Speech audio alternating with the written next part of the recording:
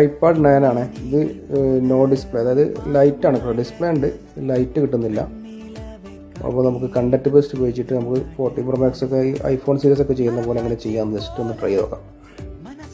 கொஞ்சிப்போகும் உன்வெட்கம் தானே என்னை தட்டி தூக்குதே, கண்ணாடி போல உருவத்தை ஏந்தி நிற்கும் என் கண்ணு தானே உன்னை கட்டி காக்குதே, கையோட ரேகை எல்லாம் சேர்த்து வைக்கிறேன், நீ வந்து சேரப்பூவ கோர்த்து வைக்கிறேன், உன் பாதை பார்த்து பார்த்து தேடி நிற்கிறேன், உன்னாலே நானும் கெட்டு வாடி நிற்கிறேன்.